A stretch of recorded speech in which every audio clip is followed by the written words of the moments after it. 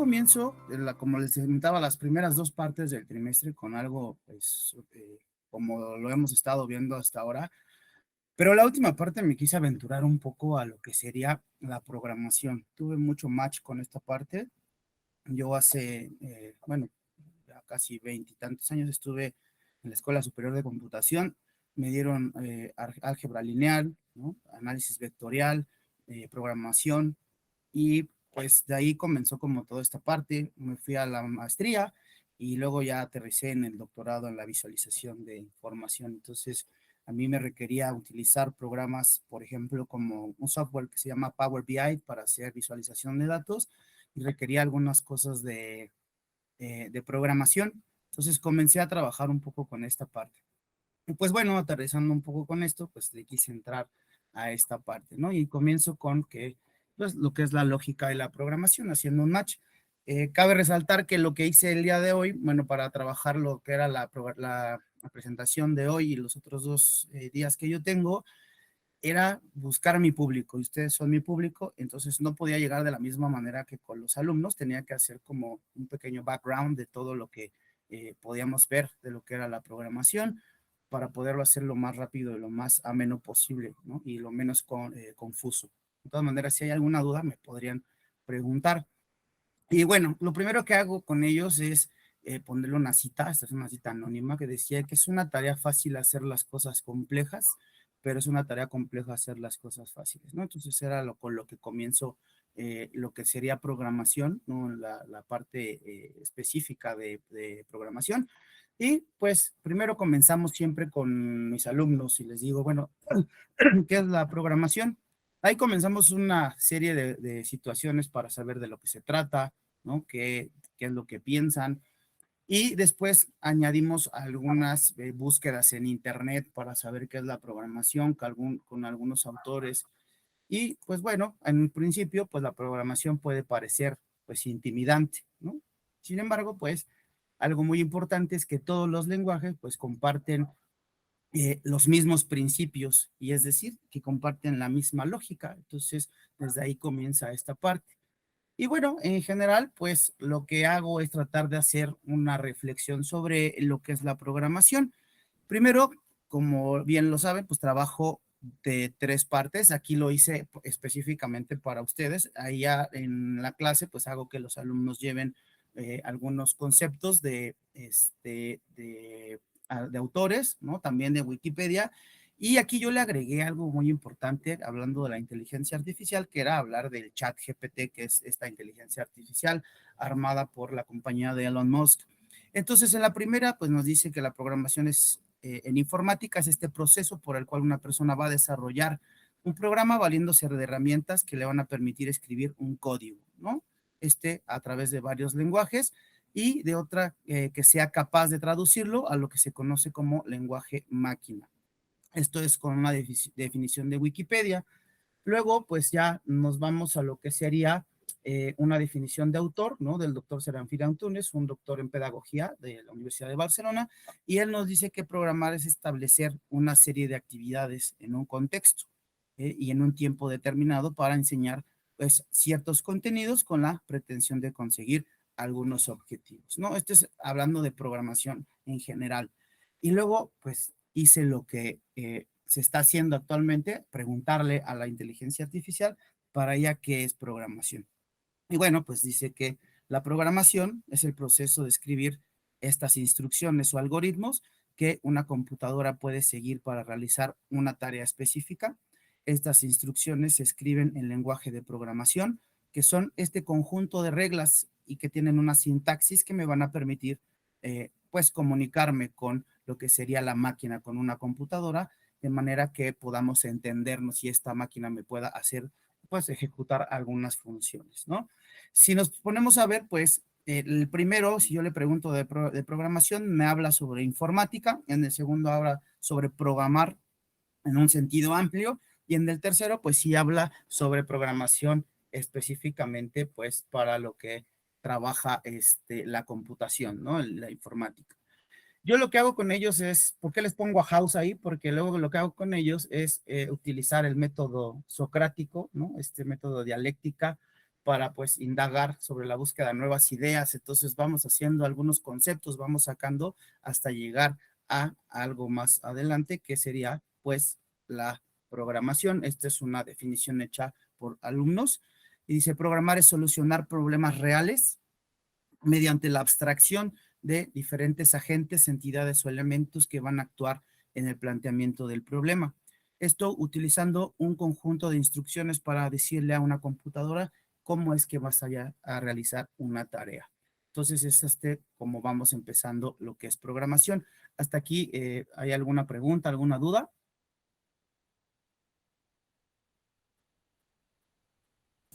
Yo siento que vamos bien. Ok, perfecto. Gracias. Pues bueno, ¿dónde se puede trabajar? Porque no veo quiénes, si me podrían decir. Adelante.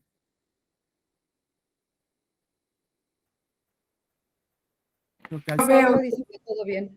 Ah, perfecto, perfecto, perfecto.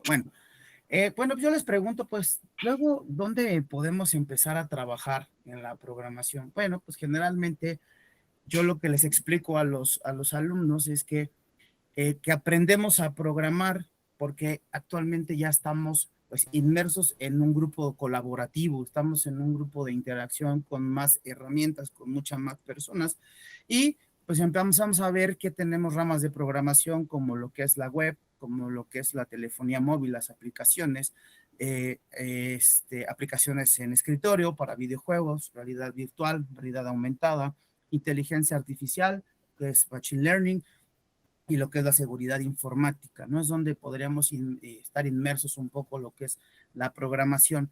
Yo les comento, por ejemplo, mucho a mis alumnos que la idea es como cuando uno aprende dentro de los talleres, por ejemplo, a serigrafía, ¿no? Lo que es offset, toda esta parte, que no es que se vayan a hacer, pues, serigrafistas, o quizás sí, no lo sé, ellos lo van a decidir, pero si ellos no entienden o si uno no entiende esta parte de cómo se hacen las cosas, por ejemplo, en serigrafía, en offset, en algún otro tipo yo con este ejemplo en específico, pues yo qué le voy a pedir a este técnico, ¿no? Es lo mismo, yo trabajo esta parte no para que se vuelvan programadores, sino para que entiendan qué es lo que se puede pedir y cómo estamos relacionados con este mundo de la programación. Y en este caso, pues tenemos el ejemplo del COVID, ¿no? Que había que adaptarse a estas nuevas tecnologías, se adelantaron 25 años, ¿no? Lo que sería la eliminación de esta implementación de nuevas tecnologías con respecto a lo que sería, pues, el Internet, la inteligencia artificial. Entonces, pues, era aprender un poquito de esta parte para poder estar en este mundo, ¿no? Ahora, pues, ¿qué es un lenguaje? A partir de esto, pues tengo que saber qué es un lenguaje, porque ya vimos qué es la programación, pero la programación trabaja a partir de lenguajes. Bueno, pues un lenguaje, según la Real Academia de la Lengua Española, pues nos dice que es la facultad del ser humano de poder expresarse y comunicarse con los demás, esto a través del sonido articulado o de otro sistema de signos, ¿no? Por lo tanto, en un sentido amplio, el lenguaje, pues esta capacidad que tiene este ser humano para poder expresarnos y comunicarnos a través de diversos sistemas de signos, ¿no? Pueden ser orales, escritos, gestuales, y entonces vamos a ir avanzando. Entonces, ¿qué es ese lenguaje dentro de la programación? Bueno, tenemos dos partes, un lenguaje informático, ¿no? Y un lenguaje de programación. Estos dos, pues, conceptos, adelante, ¿quién está? Yo, Sí, Rosa Elena. sí, doctora. Mira, antes de que continúes con esto, sí, te puedes regresar a dos láminas más. La otra, esta. Aquí he escuchado mucho y hace tiempo tuve un alumno que trabajó en ello, pero la verdad no lo recuerdo bien. ¿Nos podrías plantear cuál es la diferencia entre realidad virtual y realidad aumentada? Ok, la realidad virtual trabaja con escenarios o con contextos completamente hechos a partir de la computadora, ¿no? Llámese que si ustedes están haciendo, por ejemplo, una planta de un edificio, ¿no? Son cosas que no existen, ¿no? En realidad, ustedes las están programando, las están realizando como este render que se hace para ver esta maquetación en computación y que nosotros podemos estar inmersos, ya se hacen con estos lentes en donde uno puede hacer a lo mejor un trayecto ¿Quién lo hace mucho? Por ejemplo, los museos, ¿no? El Museo de Louvre lo hace para hacer todo el trasiego dentro del museo, para observar todo este tipo de cosas. Son cosas que están creadas con los escenarios a partir de programación. Situaciones que no son reales, ¿no? A partir de situaciones reales abstraídas a una realidad, a un contexto.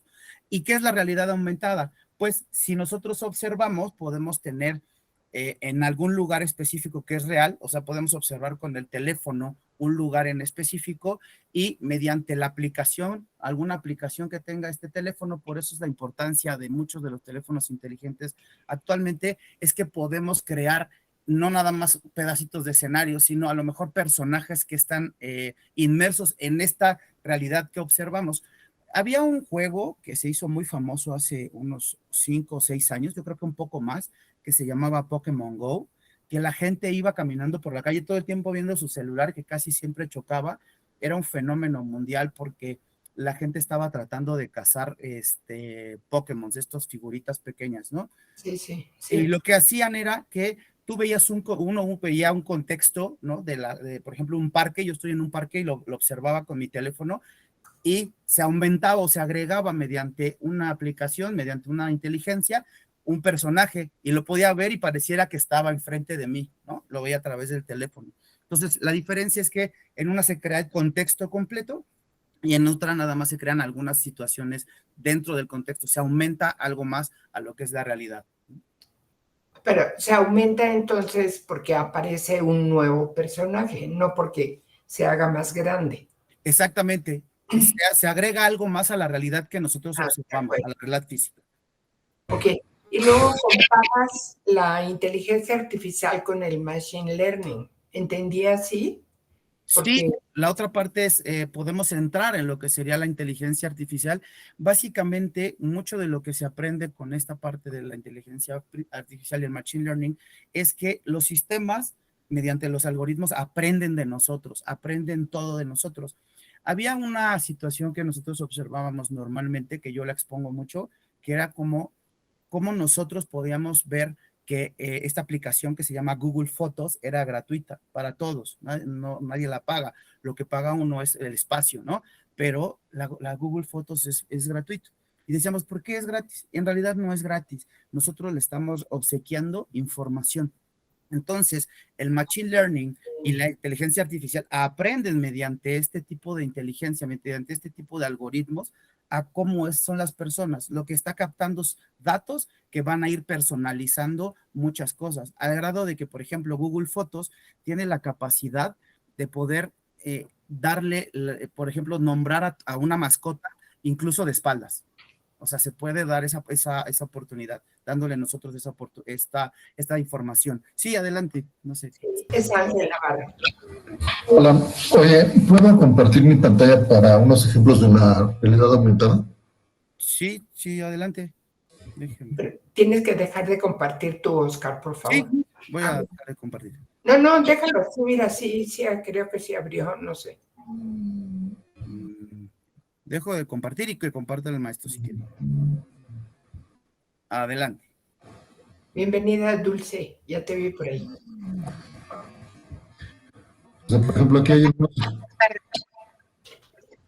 algunos ejemplos de la realidad aumentada, donde, por ejemplo, en este caso,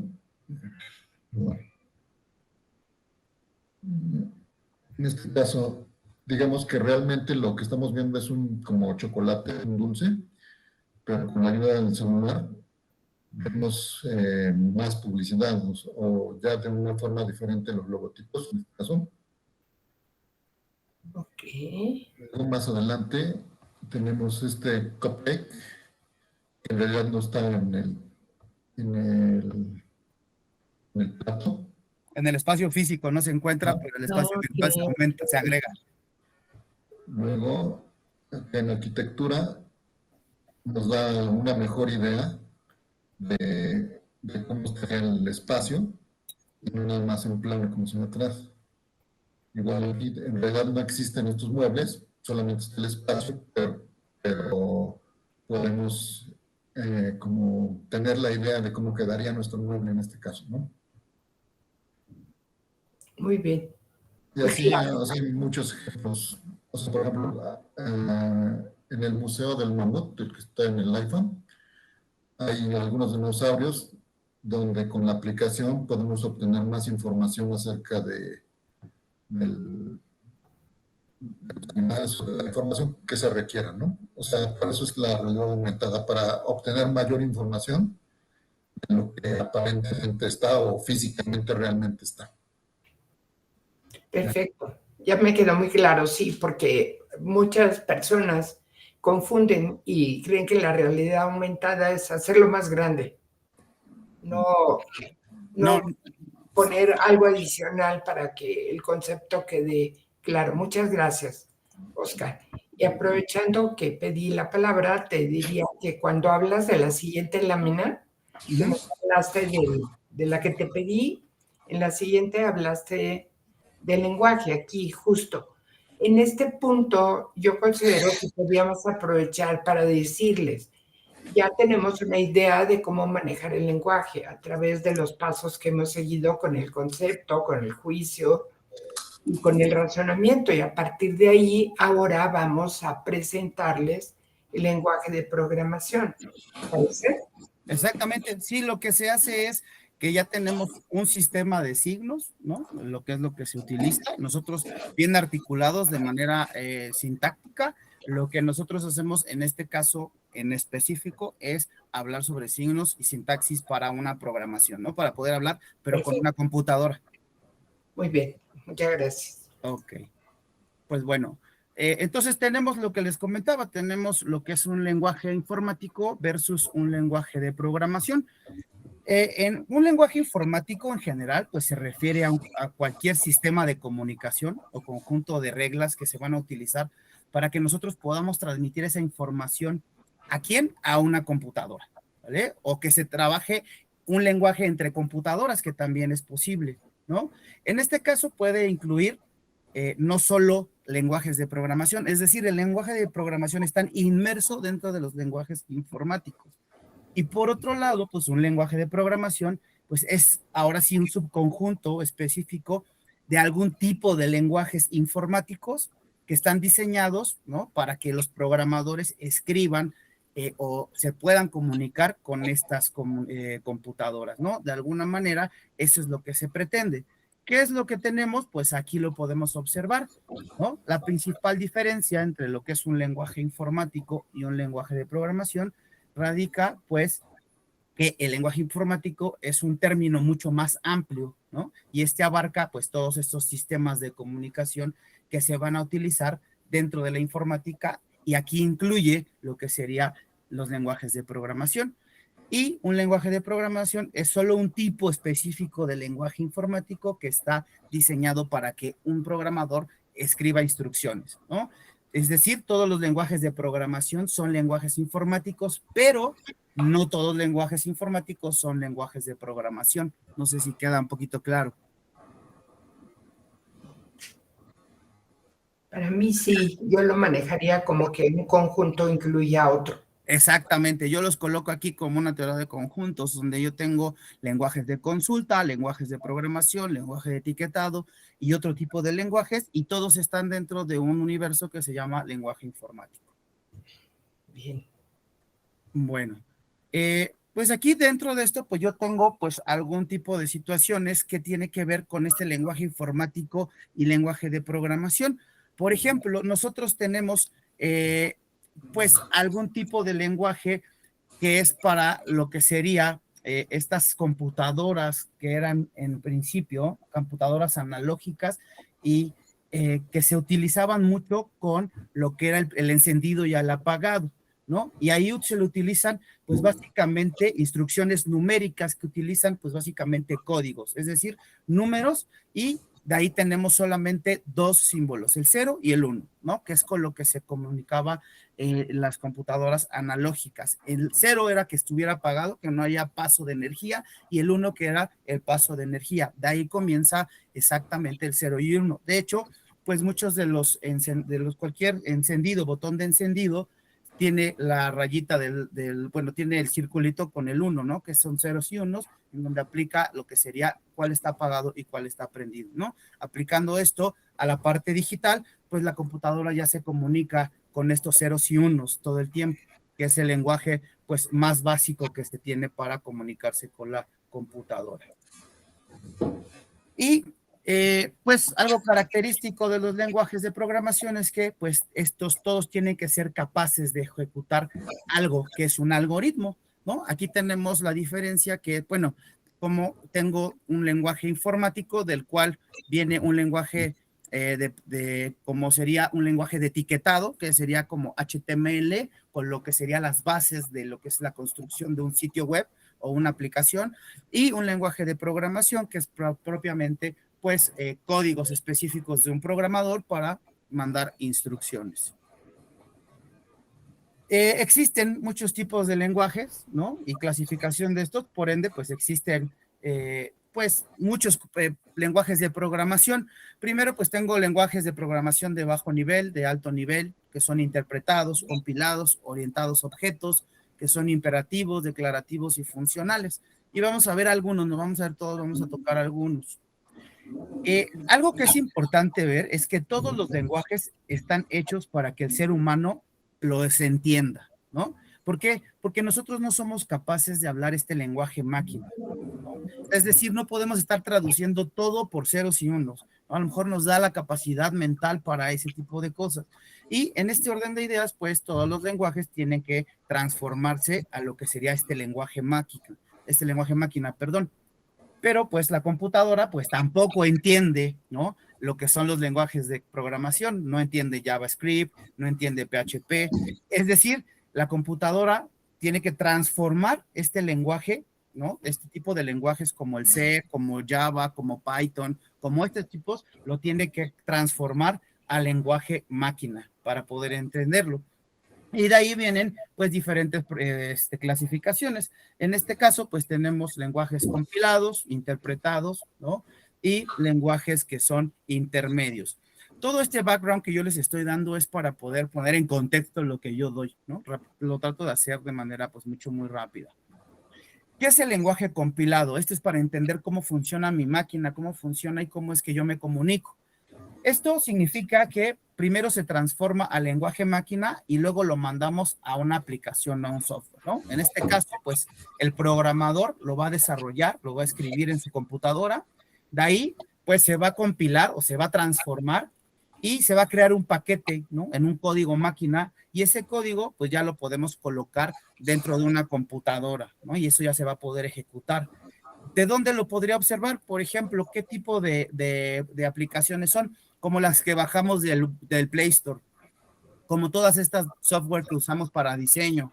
Todo esto que se instala viene con este lenguaje compilado, es decir, alguien lo escribe, ¿no? Lo desarrolla mediante un sistema, se compila y se transforma a lo que sería ceros y unos, y a partir de eso, que es el código binario, que es el lenguaje más básico para la computadora, y la computadora lo entiende y lo empieza a procesar, ¿no? Este es el primero de las clasificaciones.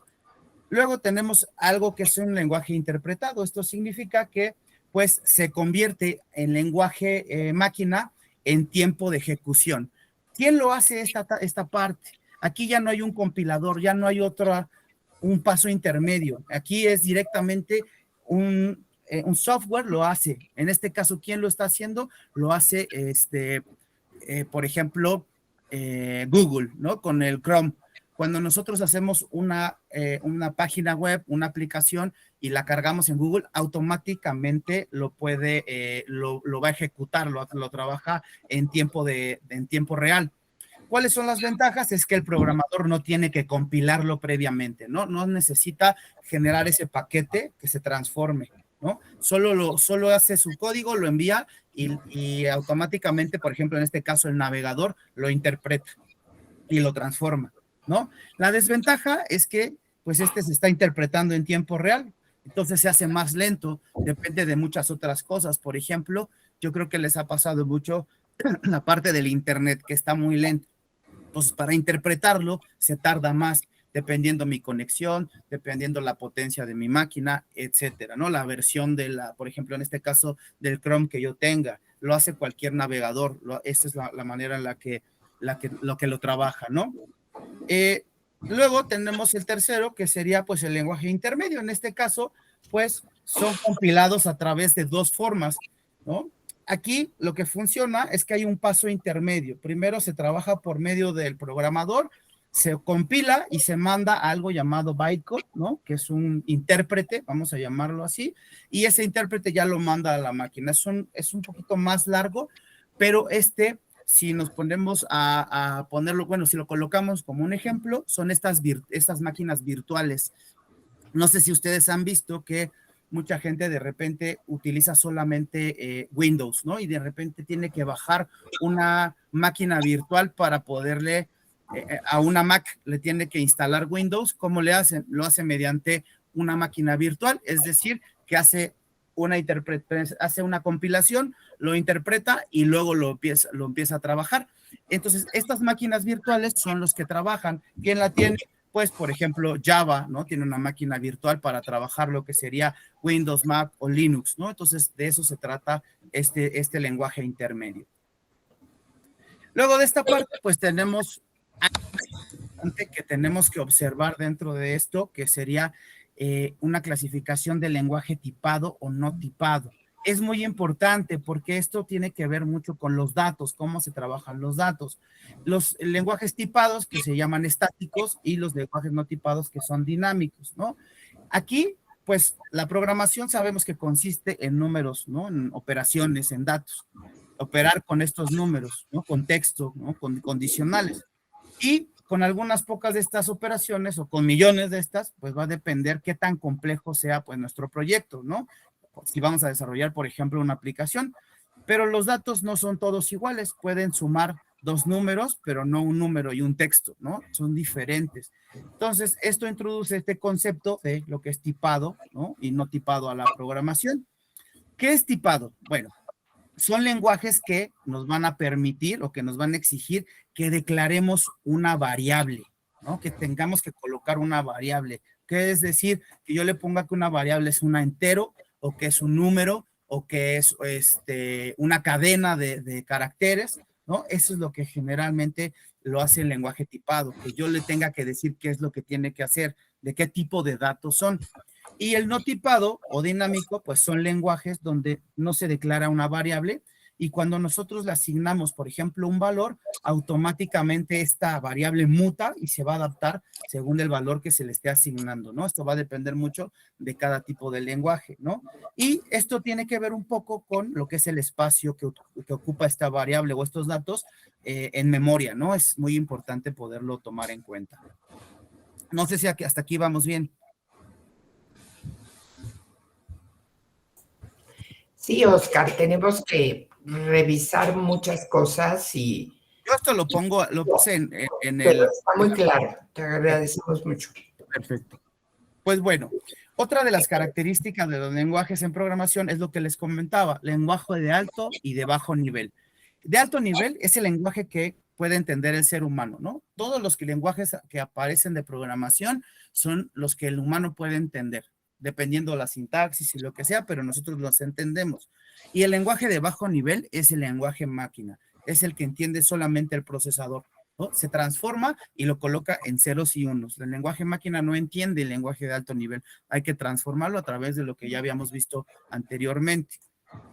Y con respecto a esto, pues vimos lo que sería un cambio binario, para saber cómo se trabaja un cambio binario, cómo se puede hacer. Entonces, aquí voy a quitar tantito la presentación y me gustaría preguntarles si saben hacer el cambio de números decimales a código binario.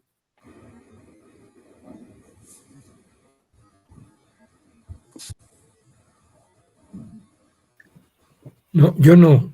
Ángel, digo, Oscar, ¿podrías explicarlo, por favor? Claro que sí. De hecho, esa era una de las dinámicas que me gusta hacer con los alumnos porque es como bastante interesante cómo trabajan y cómo desde aquí comienza con esta parte de la lógica dentro de la matemática y la programación.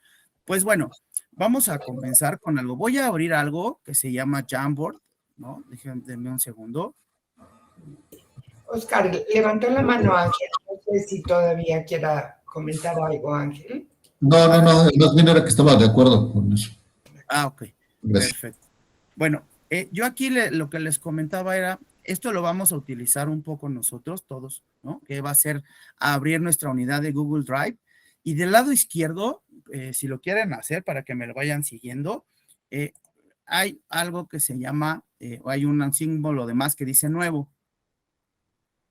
Ahí en el símbolo de más, en la parte de hasta abajo donde dice más, voy a buscar donde dice Google Jamboard.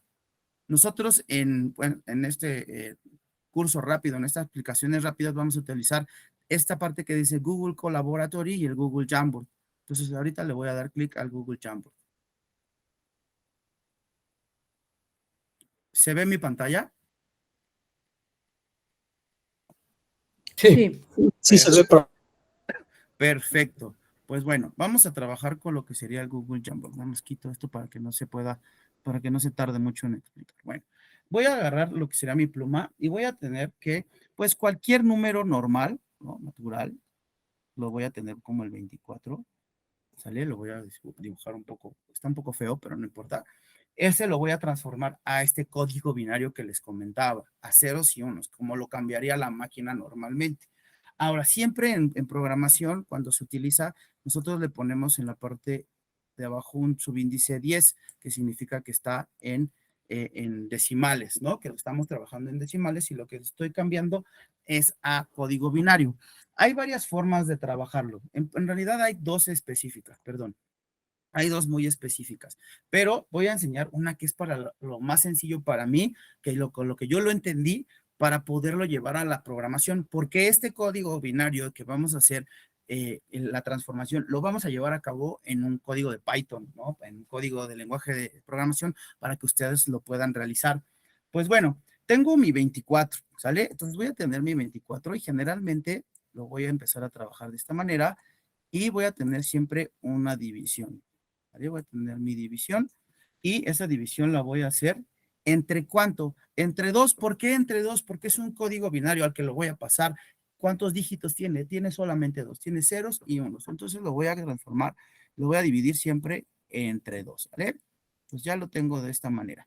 Lo primero que hago, sea el número que sea par e impar, lo voy a dividir. En este caso es par. Entonces ese 24 lo voy a dividir entre 2. ¿Y cuánto me va a dar? Pues me va a dar 12. ¿Sí? Y voy a tener una columna de este lado que se va a llamar residuo. Le voy a poner residuo así. Perdón por la escritura, pero no estoy acostumbrado así. Residuo. Generalmente en el residuo en Python o en cualquier lenguaje de programación se observa como un signo de porcentaje. Así es como calcula, ese es el símbolo para que realice el residuo. ¿Cuál es el residuo? Pues el sobrante. Pues en este caso yo voy a tener 24 entre 2, perdón, me da 12. ¿Cuánto es lo que sobra? En este caso, pues me sobra 0, ¿no? Es directa ¿cómo se llama? La división. Luego, este 12 lo voy a pasar de este lado. Voy a tener un 12 aquí. Y este 12 lo voy ahora a dividir, lo voy a poner solamente entre 2. ¿Cuánto me da 12 entre 2? Me da 6. ¿Cuánto me sobra de ese 12 entre 2? 0. También me sobran 0. ¿No? Hasta aquí vamos bien. Luego voy a pasar el 6 también. Ese 6 lo voy a dividir ahora entre 2 también. Y me va a dar 3. 3 por 2 me dan 6 y tengo como residuo 0. Luego aquí viene la parte donde tengo mi 3. Tengo un 3 y ese lo voy a dividir entre 2. 2 entre 3, ¿cuánto me da? 1. ¿Estamos de acuerdo? Entonces, si tiene el 1, 2 por 1, 2 para 3, ¿cuánto me falta? 1. Entonces, aquí mi residuo va a tener 1. ¿Vale? Y luego, pues, tendría que tener al final, pues, un 1 abajo para decir, pues, 1 entre 2, pero ya es insignificante colocarlo. Entonces, lo que voy a hacer es que este 1 de aquí lo voy a pasar de este lado. Cuando tú observes y hagamos, bueno, o realicen todas estos cambios binarios, van a poder observar que siempre comienzan con 1, salvo el 0, siempre comienzan con 1. Entonces, ¿cómo lo voy a dibujar? Ahora, para poderlo acomodar, yo lo que voy a hacer es de abajo para arriba, para poderlo poner en código binario. Entonces, ese 24 en código binario es un 1, 1, 0, 0 y 0. Y ese es como tengo mi resultado de mi código binario. No sé si quedó un poquito claro. Sí, sí, quedó claro. Perfecto. Ahora, qué bueno que quedó claro porque yo les dejé o les voy a poner en el Classroom estas para hacer el cambio de el 19 y el 12, ¿no? Le hicimos el 24, el 19 y el 12 a lo que sería un código binario para poder trabajar con para que veamos. Esto comienza a que, bueno, esto es lo que yo hago, es para que los alumnos comiencen a pensar de manera lógica qué es lo que está sucediendo, ¿no? Aquí tenemos una serie de movimientos, ¿no? De operaciones que se hacen primero de la forma descendente, ¿no? Del número más grande se va dividiendo entre 2 y luego se colocan los residuos en la forma ascendente, ¿no? Entonces, ese es como se va realizando. Este es hasta aquí. ¿Vamos bien? Parece que sí. Gracias. Perfecto. Sí, creo que Bueno, sí. entonces yo les voy a dejar para trabajar con ese código binario, ¿no? Que estamos haciendo. Y bueno, después de esta parte que ya sabemos qué es lo que traduce la máquina, lo vamos a ver algo muy importante, que es sumamente interesante de entender, que es esta unidad central de procesamiento, el CPU que nosotros le llamamos, ¿no? Esta se encarga de estas operaciones aritméticas, lógicas, ¿no? Con lo que se hacen los datos. Y de aquí pues se hace varias formas, bueno, se forma de 3 componentes, la unidad aritmético-lógica, la unidad de control y la unidad de memoria. En este sentido, pues la memoria, pues es esa colección de localidades, ¿no? De celdas, donde se van a almacenar varias cosas. Y aquí tenemos lo que sería, pues, un bit, ¿no? O sea, es decir, este pedacito, este cuadrito de aquí, cuenta con 32 direcciones posibles donde se puedan guardar o almacenar datos. Luego tenemos, pues ya que con 8 bits tenemos 256 direcciones posibles y estos 8 bits me van a conformar un byte. Entonces, si hacemos toda esa transformación completa, pues ahora que ya estamos manejando terabytes, ahora ya sabemos más o menos cuántas direcciones o localidades tiene lo que sería nuestra memoria para poder guardar datos, ¿no? Entonces, entre mayor bits tenemos, ¿no? Teras, gigas, megas, etcétera, pues tengo muchísimas más localidades o celdas de almacenamiento, ¿no? Eso es importante de conocer. Luego, pues vamos a lo que sería la unidad de control. Este es responsable de que se puedan seleccionar o transformar, ¿no? Como le decimos, interpretar, ¿no? A lo que serían las operaciones aritmético-lógicas. Y esto a partir de varias líneas de control. Y aquí tenemos, pues, un ejemplo de cómo utilizan, donde no existe operaciones, que son puros ceros, donde tenemos una operación de suma, donde tenemos 3 ceros y un 1, donde tenemos una operación de resta, y una operación de multiplicación, ¿no? Y así sucesivamente cada una de las operaciones se va haciendo bajo esta unidad de control. Esta lo realiza. Y luego la tercera parte es la unidad aritmético-lógica. Esta les va a gustar porque es en donde estamos, ¿no? Esta está encargada de realizar estas operaciones aritméticas, ¿no? Y lógicas dentro de las operaciones, pues sabemos lo que sería los incrementos, sumas, restas, etcétera, ¿no? Las binarias, donde tenemos, pues, lo que serían operadores, las operaciones lógicas de NOT, de AND, de OR, de XOR, que es básicamente lo que hemos estado utilizando, que era, pues, la conjunción, la disyunción y la disyunción exclusiva, ¿no? Eso es lo que básicamente trabaja. Y vamos a ver de qué se trata. Aquí yo tengo un ejemplo que lo uso mucho, donde ya tenemos las premisas, donde ya tenemos este ejemplo literal, ¿no? Aquí tenemos este ejercicio de operaciones lógicas, donde tengo una P, que significa que llueve afuera, y tengo una Q, que significa que hay sol. Tengo aquí lo que serían mis diagramas, tengo un diagrama de Venn, donde yo trabajo esta parte, donde yo tengo una operación lógica que utiliza la computadora. En este caso tengo que si no hay P, es decir, si no llueve afuera, aquí me dice mi resultado. Si no es Q, ¿no? Aquí también me dice no hay sol. Ese es básicamente. Ahora, esto trabaja con lo que ustedes han estado presentando a lo largo de este curso. Tengo lo que es P y Q, esta conjunción. Tengo llueve afuera y hay sol. Tengo P o Q, ¿no? Que llueve afuera o hay sol. O la P exclusiva, perdón, la O exclusiva, la disyunción exclusiva, donde llueve afuera o hay sol, pero solo uno de los dos, ¿no? Y aquí tenemos los diagramas que se utilizan para esta parte. Esta es como la unidad de procesamiento lo trabaja, esta parte de la lógica. Y pues bueno, nosotros tenemos diferentes, pues muchos lenguajes de programación, ¿no? Esto dentro de la programación existe algo que se llaman paradigmas de programación.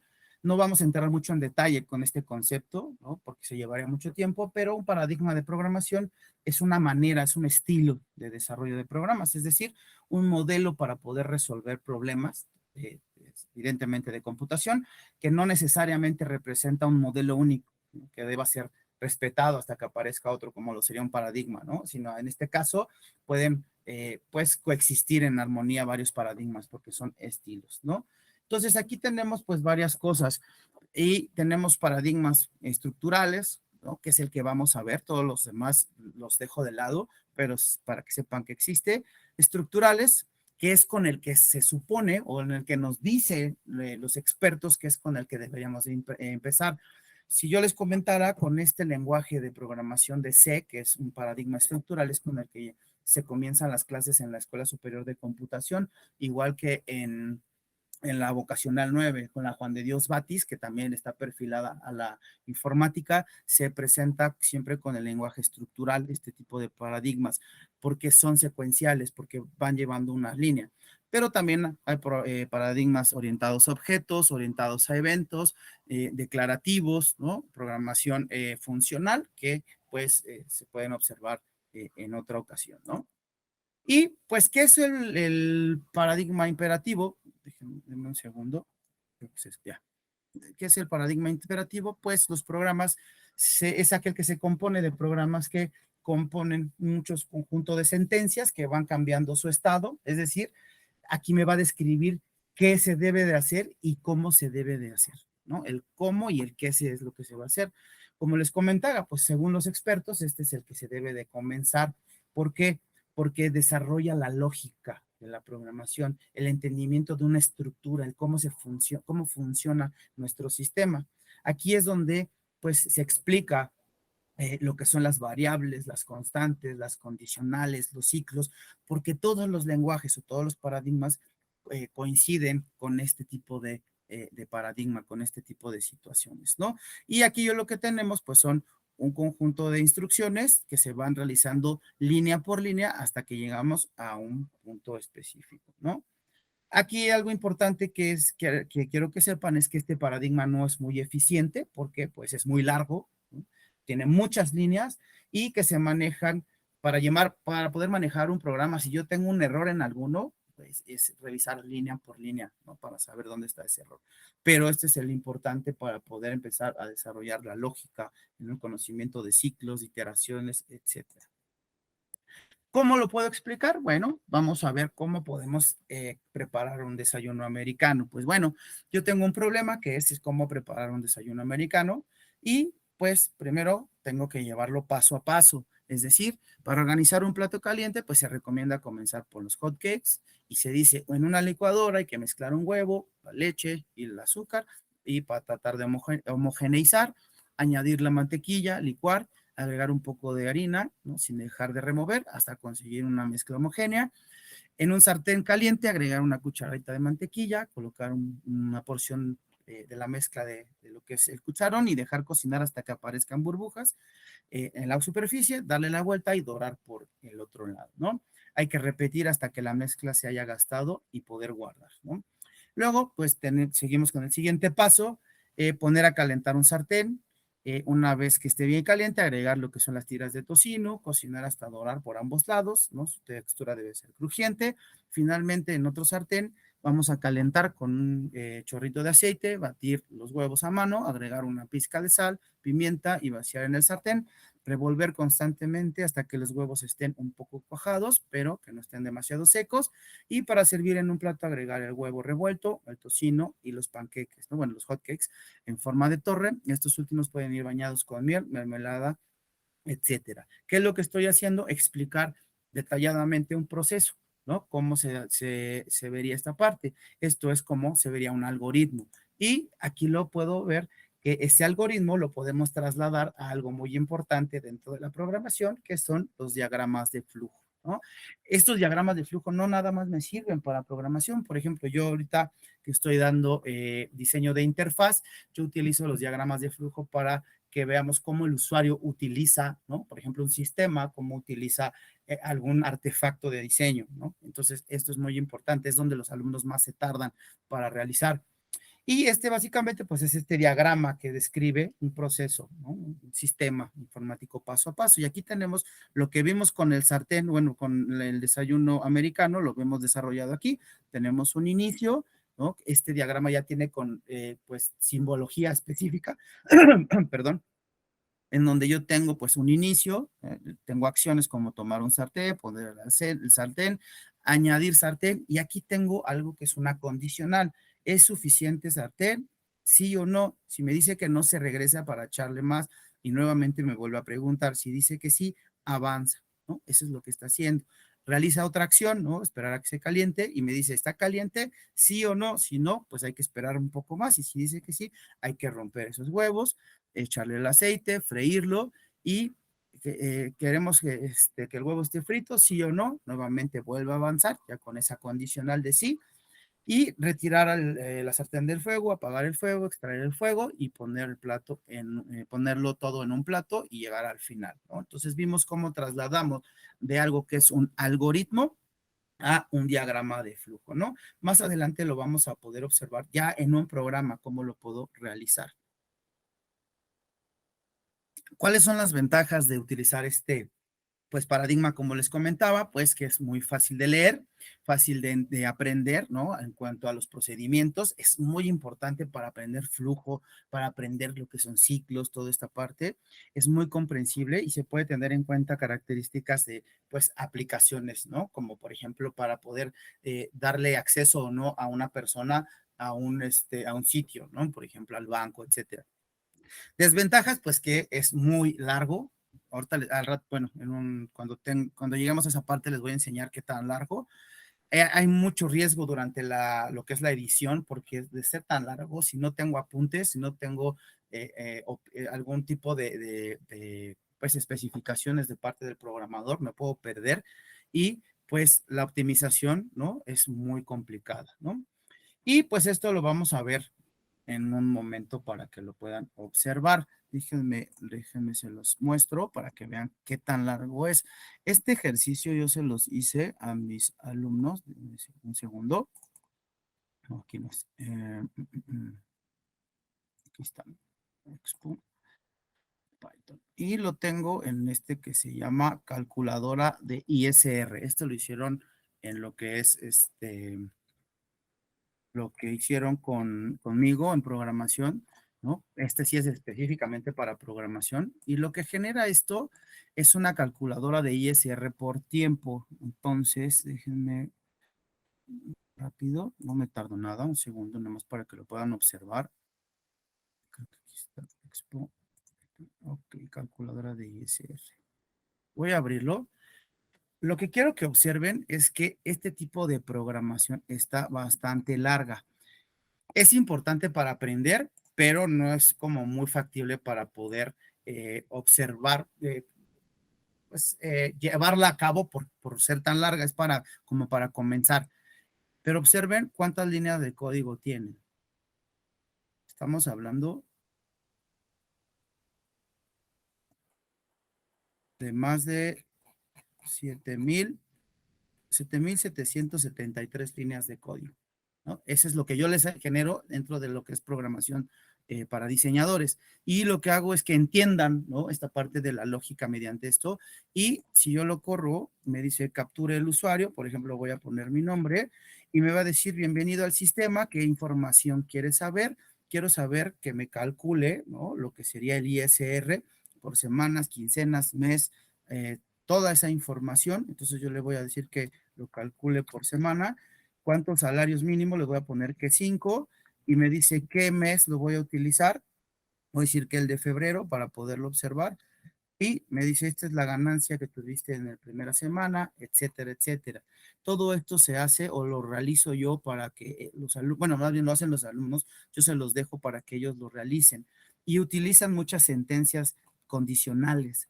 Este lo enseño a partir de que ya saben un poco de condicional. Entonces, ahora ya sabemos por qué no es tan bueno, digamos, en la aplicación esta parte, ¿no? Hasta aquí no sé si tengan algún tipo de duda.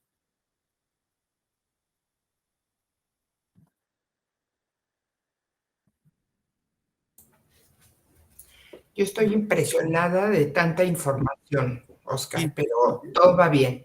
Ok, sí, yo les voy a dejar esta presentación para que la puedan observar. No sé quién levantó la mano, pero aquí estoy, adelante. Ajá, Gustavo, sí. Adelante, Matt. Yo estoy un poco pasmado porque me parece que vas muy rápido, pero creo que es cuestión de revisarlo con más detenimiento. Yo vi que subiste la presentación al grupo y bueno, pues me voy a encargar de revisarla con más cuidado. No solo quería preguntarte, ¿estudiaste en Juan de Dios Batis? No, yo estudié en la vocacional 10. Yo soy de la Carlos Vallejo Márquez, pero este perfil es de la Juan de Dios Batis, de la vocacional 9, y la mayoría llega a Escuela Superior de Computación. Sí, sí, yo estudié en Juan de Dios Batis, pero estudié máquinas y mis compañeros se llamaba en ese tiempo programación, programaban todavía perforando tarjetas en mi tiempo. Exactamente, que es básicamente esta parte del 0 y 1, ¿no? Pasa o no pasa a la luz, es 0 y 1, ¿no? Sí. Lo transforman. Sí, sí, sí. Sí, gracias. No, de qué. Bueno, yo traté de hacer esta parte rápida, sé que es mucha información, pero estas se las dejé porque es más teoría, ¿no? Es esta parte. A mí lo que me interesa es ver qué pasa con la praxis, ¿no? ¿Qué es lo que voy a hacer? Bueno, entonces, para poder realizar estos ejercicios, ¿no? Para esta clase de lógica de programación, pues voy a utilizar un lenguaje muy importante que se utiliza, que está como de moda, que se llama Python. Es este lenguaje de programación de alto nivel, es decir, que lo puede entender una persona y pues es bastante sencillo. Bueno, es simple, ¿no? Es simple y es fácil de leer. Como les dije, pues es un lenguaje de alto nivel, es un lenguaje que se interpreta, ¿no? Es decir, que el código fuente se va a ejecutar línea por línea, ¿no? Por un intérprete, ya vimos un poquito que es un lenguaje interpretado. Es multiparadigma, en este caso lo puedo utilizar para hacer pues varios paradigmas, utilizarlo, orientado a objetos, cualquier cosa. Yo lo uso específicamente para enseñar lo que sería lenguaje estructurado y es de tipado dinámico. Aquí lo importante es que no es necesario declarar las variables, ¿no? Antes de usarla, ¿no? Sino que en este caso se van a asignar o va a mutar dependiendo del tipo de dato que lo voy a colocar. Luego de esto, pues voy a ver algo muy importante, que son qué tipos de datos puedo utilizar dentro de Python, ¿no? Que es este tipado dinámico. Pues esto se refiere básicamente a esta clasificación de los valores que puedan ser almacenados dentro de una variable. Y pues cada uno de estos datos pues tiene una característica y algunas propiedades que son específicas que pues lo van a hacer adecuado o no para ciertos usos o ciertas operaciones. Y pues tenemos, por ejemplo, datos numéricos, ¿no? De este lado que tengo lo que sería los números enteros, números flotantes, que básicamente son decimales, números redondeados, yo le puedo decir a cuántas decimales lo puedo redondear, son decimales redondeadas. Números complejos, ¿no? Que yo lo puedo utilizar, en este caso, por ejemplo, una ecuación de segundo grado cuadrática, la podremos resolver mediante una fórmula. Tenemos de texto o de cadena de caracteres en esta parte de aquí abajo. Esta básicamente está entre comillas, ¿no? Pues eso es lo que se utiliza. Aquí básicamente hay letras, números, símbolos, ¿no? Algún otro tipo de caracteres. Tenemos tipos de datos booleanos, muy importante porque es con lo que vamos a jugar con la lógica. estos son representados a través de valores de verdad, ¿no? Tenemos en este caso verdadero, falso, y lo que tenemos en Python que lo utiliza con unas palabras que son específicas para Python, que son true y false, ¿no? En inglés, que es básicamente verdadero y falso, ¿no? Es importante que lo pongamos como lo menciona Python, ¿no? Porque son palabras asignadas, que es con la T mayúscula y la F mayúscula, y tenemos algún tipo de datos que quizá veamos un poco, si es que nos da tiempo, que son las listas, ¿no? Y estos representan, pues, colecciones de elementos dentro de una lista, ¿no? Estos elementos, algunas tuplas, que básicamente son elementos que son inamovibles, las listas sí se pueden mover, y algún tipo de rango, que eso se va a ver en algún punto en lo que son los ciclos, ¿no? Entonces es importante ver los tipos de datos. Pues bueno, vamos a llegar a la parte práctica, que es lo importante que quiero que veamos, ¿no? Que quiero llegar a mi primer programa, ¿no? Entonces voy a quitar mi presentación y quiero que por favor, dentro de esta parte, nos vayamos a lo que sería nuevamente al Drive. No sé si quieran, yo esperaría que ustedes me sigan porque es más fácil que me vayan siguiendo y preguntarme. No sé si quisieran.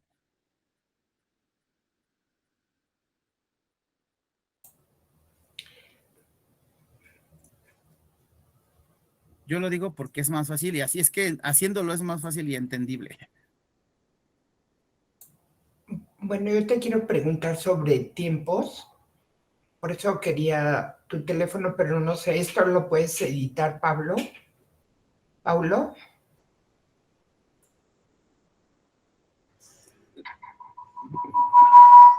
Sí, perdón, Rosalena, ¿qué me preguntaste? Te decía que si quería comentar con Oscar, pero no sé si lo puedas editar para que no quede en la grabación. Pero Sí, si quieres. O sea, que cortemos aquí la llamada o la dejamos y para un momento la grabación y Yo luego... ¿Mm? no sé si yo lo que pensaba era solo mostrarles o dejarlo hasta aquí para comentar, ¿no? Algunas cosas y la siguiente sesión ya comenzar con la parte del trabajo específico, ¿no? Que sería esta Perfecto. parte. Adelante entonces. Adelante, Pablo. Disculpa, Oscar. Oye, no sé, a mí sí me gustaría, no sé si los demás, si lo pudiéramos dejar aquí, es que yo tengo que ir a clase y siento que si continúan me voy a perder. No sé, o no sé los demás qué opinen. Sí, yo estoy de acuerdo. A mí me gustaría, antes de que continuar con lo que sigue, darle una repasada a lo que ya vimos, ¿no? Porque creo que estoy un poco aturdido con toda la información. Yo lo Igual yo. Yo lo que le comentaba a Jonathan hace rato era justo que tenía que tratar de captar esta parte sin que se perdiera, ¿no? Esta situación, hablar un poco de la programación.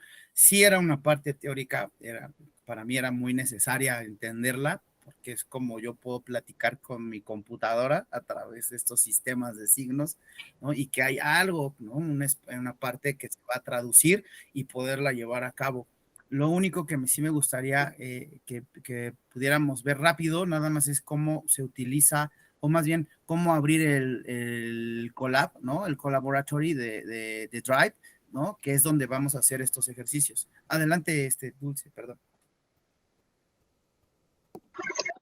Gracias, sí, Oscar, adelante, no quisiera interrumpir, nada más igual coincido con mis compañeros de que sí sería bueno comentar esta parte que ya nos compartiste y a lo mejor sí para la siguiente sesión dejar el ejercicio, digamos, ¿no? Sí, adelante, yo no tengo problema.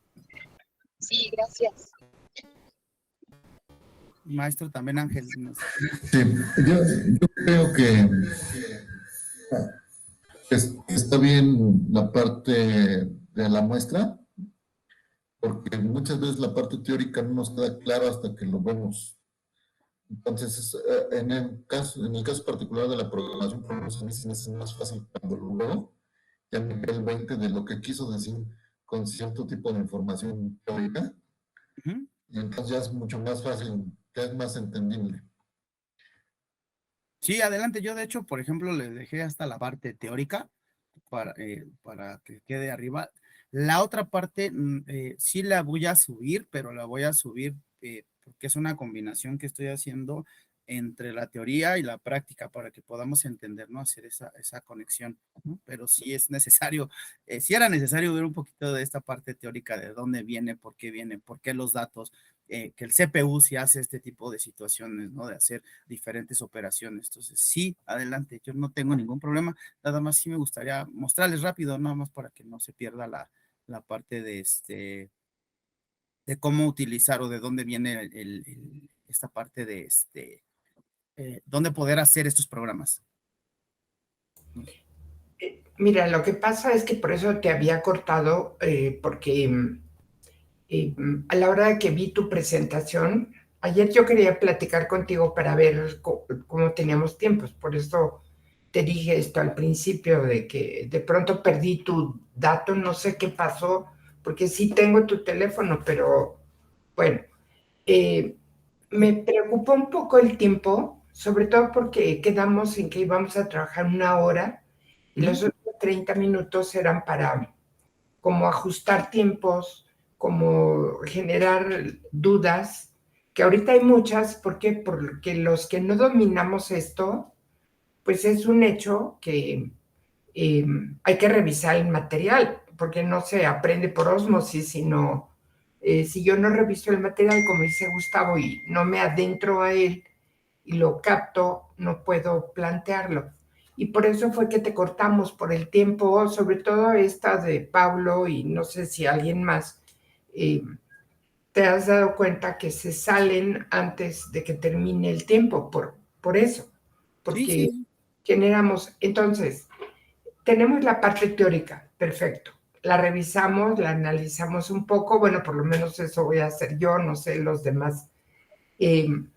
Y ya con eso, si vemos lo que tú quieres darnos, ¿qué pasa si no lo vemos ahorita? ¿Se corta y lo No, puedes plantear nada más así muy rápido?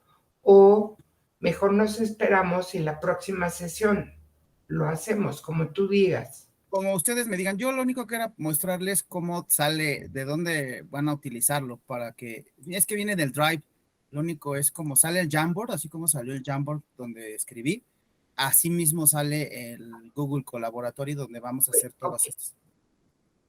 Y luego lo podrás repetir la próxima vez, Claro que porque sí, ya Paulo se va. claro que ¿Sí? sí, sí, sí. Perfecto. Nada más es, no me tardo nada más es para que vean, para que ya lo puedan tener. Y esto les, bueno, les va a servir también si es que utilizan Jamboard, ¿no? Para cuando estemos presentando. Entonces, nuevamente me voy a lo que sería mi pantalla o mi unidad, ¿no? De lo que sería Drive. Me meto a Drive y nuevamente le voy a dar a nuevo del lado izquierdo y, nuevamente me voy a la parte de hasta abajo donde dice más. Y ahí, del lado derecho, justo arriba del Jamboard, viene algo que se llama Google Collaboratory. Este Google Collaboratory, cuando yo le doy clic, es un intérprete de Python. Lo que hace básicamente es que yo cualquier código que le dé, cualquiera que sea, por ejemplo, voy a poner uno más para que vean. Una vez que lo tengo, yo lo voy a cargar ahí, lo voy a correr y me va a dar la resolución en la parte de abajo, ¿no? Es decir, coloque su nombre y le voy a poner Oscar y automáticamente aparece, ¿no? Entonces, nada más para que observaran de dónde sale el Jamboard, de dónde vamos a trabajar, para no bajar ningún programa ni nada, sino que Google, dentro de las herramientas que nos brinda, ¿no? De todo su kit de herramientas, tiene esta parte que nos va a ayudar a poder programar. Esto.